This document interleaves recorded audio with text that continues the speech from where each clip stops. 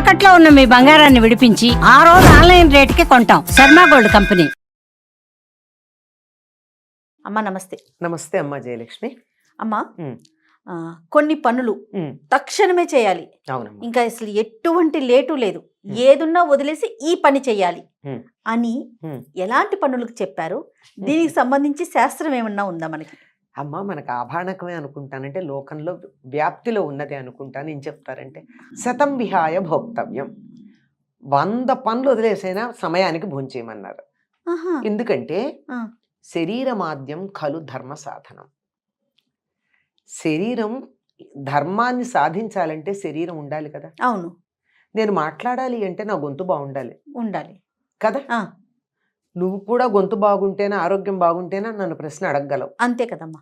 అంచేత శరీరాన్ని జాగ్రత్తగా పెట్టుకోవాలి. భగవంతుడు మనకిచ్చిన ఉపకరణం ఈ శరీరం. దీన్ని చాలా జాగ్రత్తగా పెట్టుకోవాలి. ఈ ఉపకరణాన్ని పాడు చేసుకుంటే భగవంతుడు మనకి ఇచ్చినటువంటి పనిముట్టుని చెడగొట్టాం, ఆయన ఇచ్చిన వస్తువుని పాడు చేస్తే భగవంతుడి పట్ల అపచారం చేసినట్టేనా? మనం పనిముట్లమేనా కదా. అంతే మరి. అంటే దాంతో నువ్వు పీకలు కోసావా పండు కోసావా అన్నది వేరే మాట. ఆ రెండింటికి వాడేది పనిముట్టే కదా. కనుక దాన్ని చాలా జాగ్రత్తగా చూసుకోవాలి. ఆరోగ్యం ప్రధానం కనుక ఆరోగ్యానికి కావాల్సిన ఏమిటి? సమయానికి భోజనం చేయడం. ఒకప్పుడు అందరూ ఆరోగ్యంగా ఎందుకు ఉండేవారు మన దేశంలో అంటే ప్రకృతి ఏ సమయంలో భోంచేయమని మనకి నియమాలు చెప్పిందో ప్రకృతిని అనుసరించి ఆ సమయానుగుణంగా ఆహారం తీసుకునేవారు, ఆరోగ్యంగా ఉండేవారు. కనుక ఆ సమయానికి ఆహారం తీసుకోవాలి అంటే 100 పనులన్నా పక్కకు పెట్టి ముందు తిను తర్వాత చెయ్యి. 100 పనులున్నా పక్కన పెట్టి భోజనం చేయమన్నారు. అంతేకాదమ్మా, సహస్రం విహాయ స్నాతవ్యం, 1000 పనుల పైన సమయానికి స్నానం చేయమన్నారు. శరీరం శుచిగా ఉండడంతో పాటు స్నానం చేస్తే మనసు కూడా తేలిక పడుతుంది. చికాగ్గా ఉందనుకోండి, చాలా చికాగ్గా ఉంది, స్నానం చేస్తే తేలికైపోతుంది. పిల్లలు ఏడుస్తూ ఉంటారు అప్పుడప్పుడు, హాయిగా తీసుకెళ్లి గోరువెచ్చని నీళ్లతో వాళ్ళకి స్నానం చేయించండి, సగం చికాకు హాయిగా పడుకుంటారు. ఈ హాయి శరీరానికి మనసుకి కూడా వస్తుంది.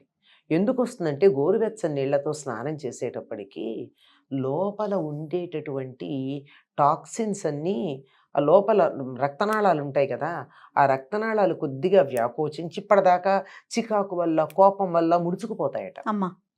మనకి ఇమోషనల్గా అప్సెట్ అయినప్పుడు రక్తనాళాలు కుంచుకుంటాయి. ఏడుపు కూడా అదే కదా కారణం. అంతే. దానివల్ల ఏమవుతుంది, స్నానం చేసేటప్పుడు యథాస్థితికి వచ్చి వెంటనే లోపల ఉన్న టాక్సిన్స్ బయటకు వస్తాయి. అందుకే స్నానం చేయగానే చెమట పడుతూ ఉంటుంది, కొంత హాయి కలుగుతుంది. కనుక అంటే పూర్వం 3 సార్లు స్నానం, త్రిశ్రవణ స్నానం అని చేసేవారు. ముందర తెల్లవారుదామని చేయడం, మధ్యాహ్నం భోజనానికి ముందు చేయడం, సాయంకాలం చేయడం. నాకు ఎందుకు అనుమానం వచ్చిందంటే అసలు చిన్నతనంలో భలే సందేహాలు వస్తాయి. వాల్మీకి మహర్షి మిట్ట మధ్యాహ్నం తమసా నదికి స్నానానికి బయలుదేరి వెళ్ళాడు అని ఉంటుంది రామాయణం ప్రారంభంలో. ఏంటి పొద్దున్నే స్నానం చేయడా వాల్మీకి? మధ్యాహ్నం వెళ్ళటం ఏంటి? మధ్యాహ్నం వెళ్ళడం ఏమిటి? పొద్దున్నుంచి పాచిమోహన్లా కూర్చున్నాడా మన ఈ కాల పిల్లల్లాగా? కోపం తెచ్చుకోకండి ఎవరు, వాస్తవం మాట్లాడినప్పుడు అని అనిపించింది. తర్వాత కాస్త ఆ దృష్టితో చూస్తే త్రిశ్రవణ స్నానం 3 సార్లు స్నానం చేస్తారు. అంటే నిద్ర లేవంగానే రాత్రి ఉన్నటువంటి నిద్రపోయేటప్పుడు చాలా ఇవి వస్తాయి కదమ్మా, మెటాబాలిక్ యాక్టివిటీ ఉండి అన్ని రంధ్రాల్లో నుంచి మల పదార్థాలు బయటకు వస్తాయి. అన్ని రంధ్రాలు, ఆఖరికి రోమకూపాల్లోంచి కూడా వస్తాయి కదా చెమటలు బట్టి.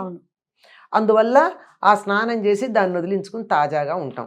స్నానం చేసేదాకా బద్ధకంగా ఉంటుంది, స్నానం చేస్తే బద్ధకం వదిలిపోయిందా లేదా? ఒక సమయం అలవాటు పడితే కనుక స్నానానికి, ఆ సమయం దాటేసిందంటే ఇంకా ఏంటో ఒకలాంటి అనీజీనెస్ ఉంటుంది కదమ్మా. ఉంటుంది, అది చికాకు వచ్చేస్తుంది. అది అయిపోయింది. తర్వాత మనం మామూలుగా బోల్డ్ పనులు చేసుకోండి. నేను స్నానం చేశాను కనుక ఇది చెయ్యను, స్నానం చేశాను కనుక అది చెయ్యను అనేటటువంటి వాళ్ళు చాలా మంది కనపడతారు. అట్లా ఏం లేదు, అన్నీ చేసుకుందాం. కావాలంటే మళ్ళీ ఇంకో స్నానం చేద్దాం, మునిగిపోయిందే ఉంది కదా. అది అట్లా స్నానం ఒక్కటి 1000 పనులు పక్కకు పెట్టన్నా స్నానం చేయాలి. ఎందుకంటే శారీరకంగా మానసికంగా ఒక రకమైనటువంటి తేలికతనం వస్తుంది, అలసట పోతుంది. అలాగే 1,000,000 అయినా పక్కకు పెట్టి హరిని ధ్యానించమని చెప్పారు. కోటి పనులైనా పక్కన పెట్టా. ఈ సమయానికి నేను ధ్యానం చెయ్యాలి, ఈ సమయానికి పూజ చేయాలి అని అన్నప్పుడు కోటి పనులు 1,00,000 పనులు ఉన్నా వాటిని అక్కడ పెట్టి ఆ సమయానికి మాత్రం మనం ధ్యానం చేయాలన్నారు. అంటే ఇలా ప్రతి దానికి కూడా ప్రయారిటీ అనేది ఒకటి ఉంది. ప్రయారిటైజేషన్ అనే పదం మనం తరచుగా వింటున్నాం ఈ అవును. కాలంలో. ఏది ముందు చేయాలి, ఏది తర్వాత చేయాలి అని అన్నప్పుడు ఏది ముందుగా తక్షణమే చేయాలి. తక్షణము చెయ్యాలి అన్నది ఎంత తెలివిగా చెప్పారండి. ముందర 1,00,000 పనులు పక్కకు పెట్టి దేవుణ్ణి ధ్యానించంటే తర్వాత వినం మనం. అవును. 1,00,000 పనులు పక్కకు పెడతానా అంటాం. అందుకని ముందర నీకు ఆకర్షించేటట్టుగా శతం విహాయ భోక్తవ్యం అన్నారు. 100 పనులు ఆపేసైనా తినమని చెప్పారు. ఎందుకంటే శరీరానికి సమయానికి ఆహారం పడకపోతే, ఒకప్పుడు మంచి పుష్టిగా ఉండేవాళ్ళు గనక 1-2 రోజులు తినకపోయినా బాగానే ఉండేవాళ్ళు. ఈనాటి వాళ్ళతో అంత శక్తి ఎక్కడుంది? అవునమ్మా. 5 నిమిషాలు అయ్యేప్పటికీ తోటకూర కాడల్లాగా వాలిపోతున్నారు. అందువల్ల తినండి, పని చేసుకోండి, సమయానికి స్నానం చేయండి. ఈ రెండూ చేసినప్పుడు తర్వాతది కూడా చెయ్యండి, సమయానికి దైవధ్యానం చేసుకోండి. కోటి పనులైనా పక్కన పెట్టా. ఈ సమయానికి నేను ధ్యానం చెయ్యాలి, ఈ సమయానికి పూజ చేయాలి అని అన్నప్పుడు కోటి పనులు 1,00,000 పనులు ఉన్నా వాటిని అక్కడ పెట్టి ఆ సమయానికి మాత్రం మనం ధ్యానం చేయాలన్నారు. అంటే ఇలా ప్రతి దానికి కూడా ప్రయారిటీ అనేది ఒకటి ఉంది. ప్రయారిటైజేషన్ అనే పదం మనం తరచుగా వింటున్నాం ఈ అవును. కాలంలో.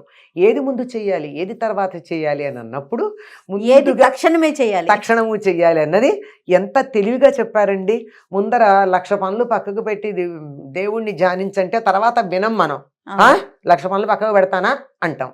అందుకని ముందర నీకు ఆకర్షించేటట్టుగా శతం విహాయ భోక్తవ్యం అన్నారు. 100 పనులు ఆపేసైనా తినమని చెప్పారు. ఎందుకంటే శరీరానికి సమయానికి ఆహారం పడకపోతే, ఒకప్పుడు మంచి పుష్టిగా ఉండేవాళ్ళు గనక 1-2 రోజులు తినకపోయినా బాగానే ఉండేవాళ్ళు. ఈనాటి వాళ్ళతో అంత శక్తి ఎక్కడుంది? అవునమ్మా. 5 నిమిషాలు అయ్యేప్పటికీ తోటకూర కాడల్లాగా వాలిపోతున్నారు. అందువల్ల తినండి, పని చేసుకోండి, సమయానికి స్నానం చేయండి. ఈ రెండూ చేసినప్పుడు తర్వాతది కూడా చెయ్యండి, సమయానికి దైవధ్యానం చేసుకోండి. అద్భుతం. నమస్తే అమ్మా. నమస్తే అమ్మా.